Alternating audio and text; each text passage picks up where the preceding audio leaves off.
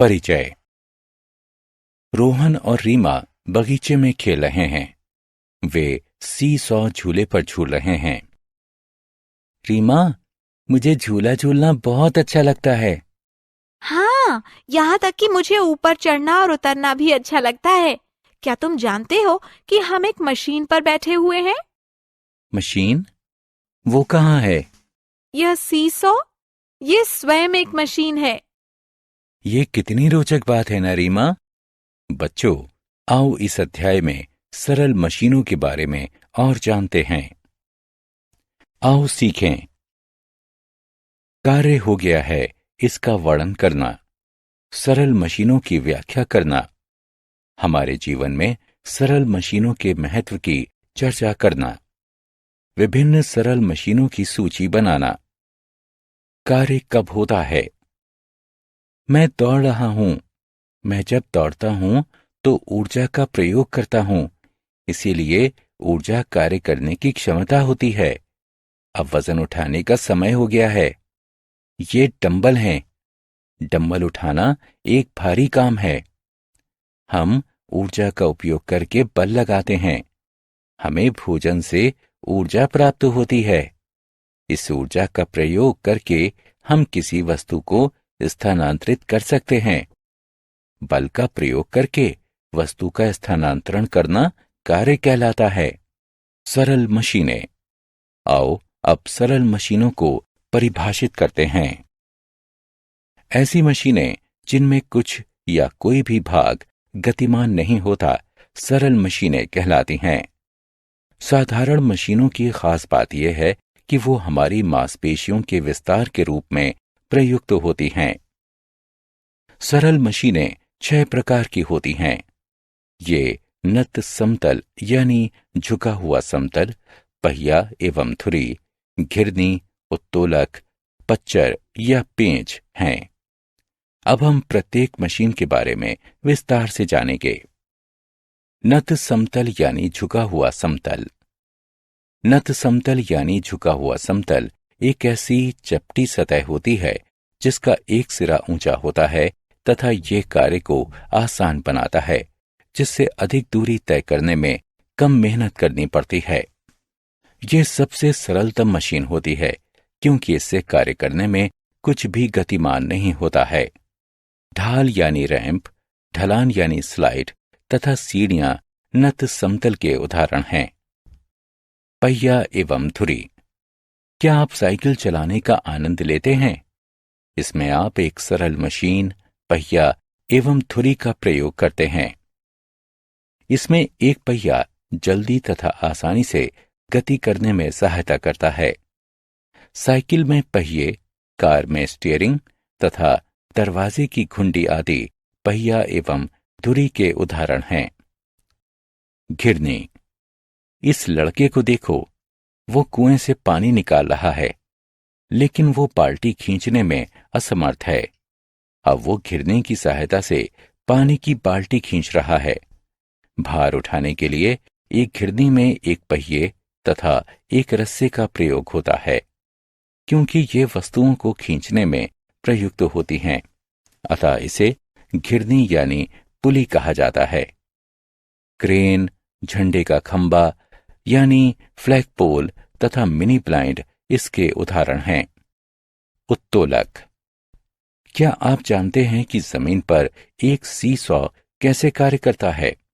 वैसे आप अपने दोस्त को इतना ऊंचा नहीं उठा सकते हैं, लेकिन जब आप सी सॉ के दूसरे छोर पर होते हैं तो उसे आसानी से उठाया जा सकता है।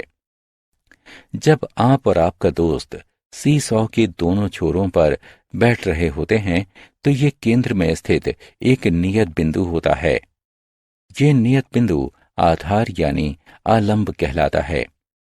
आप अपने दोस्त को उठाने के लिए जो बल लगाते हैं वो आयास कहलाता है। दूसरे छोर पर बैठा हुआ आपका दोस्त भार कहलाता है। एक उत्तोलक एक सीधी छड़ होती है जो कि एक निश्चित बिंदु पर चलती है। एक उत्तोलक आपको भार उठाने में सहायता करता है। सी सॉ प्लास यानी प्लेयर तथा बोतल खोलने का यंत्र आदि उत्तोलक के उदाहरण हैं। उत्तोलक 3 प्रकार के होते हैं।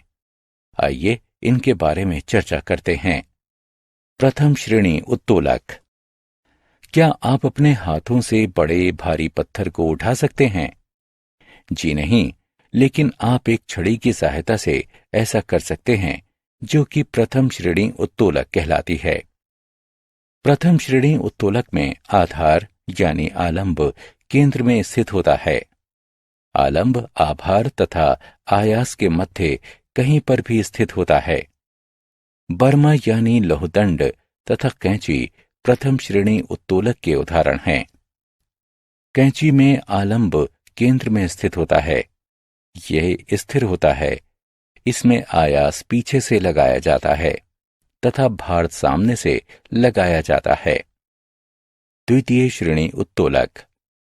ऐसा प्रतीत होता है कि ये बच्चे एक पहिए वाली ठेला गाड़ी की सवारी का आनंद ले रहे हैं। उनके पिता उनको ले जाने के लिए द्वितीय श्रेणी उत्तोलक का प्रयोग कर रहे हैं। द्वितीय श्रेणी उत्तोलक में आयास एक तरफ तथा आलंब दूसरी तरफ होता है एवं भार मध्य में होता है। एक पहिए वाली ठेला गाड़ी, सरौता यानी अखरोट तोड़ने वाला यंत्र तथा बोतल खोलने वाला यंत्र द्वितीय श्रेणी उत्तोलक के उदाहरण हैं। तृतीय श्रेणी उत्तोलक। अनेक लोग मछली पकड़ने का आनंद लेते हैं। इस कार्य के लिए वे एक मछली पकड़ने वाली डंडी का प्रयोग करते हैं, जो कि एक तृतीय श्रेणी उत्तोलक होता है। मछली पकड़ने वाली डंडी में आयास मध्य में होता है। एक तरफ भार होता है और दूसरी तरफ आलंब होता है। इस प्रकार का उत्तोलक तृतीय श्रेणी उत्तोलक कहलाता है। भुजा, मछली पकड़ने वाली डंडी, झाड़ू, स्टेपलर आदि तृतीय श्रेणी उत्तोलक के उदाहरण हैं। पेंच। पेंच भी एक सरल मशीन है। ये कील की तरह दिखाई देता है। एक पेंच एक छड़ के चारों तरफ लिपटा हुआ नत समतल होता है। पेंच को मोड़ने के लिए कम बल का प्रयोग करना पड़ता है, क्योंकि एक पेंच अधिक दूरी तय करता है। काग निकालने का पेंच तथा एक जार का ढक्कन एक पेंच के उदाहरण हैं। हम जानते हैं कि एक कील आसानी से बाहर निकल आती है, जबकि पेंच नहीं निकलता है। हम दीवार पर पेंच को लगाकर उस पर भार टांग सकते हैं। हम पेंचों की सहायता से जार को कस के बंद कर सकते हैं। जैक में लगे हुए पेंच की सहायता से कार को ऊपर उठाया जाता है। एक साधारण पेंच कार को उठा सकता है। इस कारण से ही ये सरल मशीन कहलाया गया है। पच्चर। एक पच्चर में 2 नत समतल होते हैं, जो कि किसी वस्तु को उठाने या उसे तोड़ने के लिए परस्पर प्रयोग किए जाते हैं। चाकू, कुल्हाड़ी का सिरा, पेंचकश, छेनी आदि कुछ पच्चरों के उदाहरण हैं। हमने क्या चर्चा की? बल का प्रयोग करके वस्तु का स्थानांतरण करना कार्य कहलाता है। किसी भारी वस्तु को उठाना कठिन कार्य होता है। ऐसी मशीनें जिनमें कुछ या कोई भी भाग गतिमान नहीं होता है, सरल मशीनें कहलाती हैं। सरल मशीनें 6 प्रकार की होती हैं।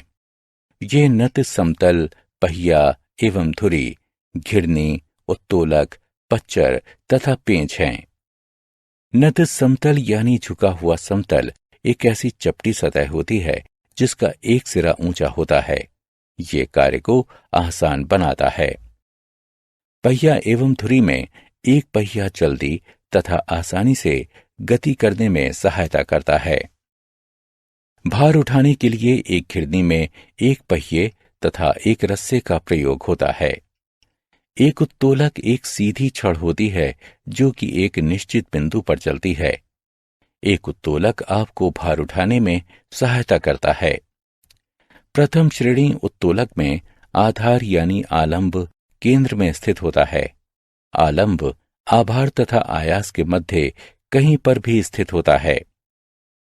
द्वितीय श्रेणी उत्तोलक में आयास एक तरफ तथा आलंब दूसरी तरफ होता है एवं भार मध्य में होता है। तृतीय श्रेणी उत्तोलक में आयास, भार तथा आलंब के मध्य में होता है। एक पेंच एक छड़ के चारों तरफ लिपटा हुआ नत समतल होता है। दो नत समतल परस्पर मिलकर एक तेज धार बनाते हैं जो कि पच्चर कहलाता है।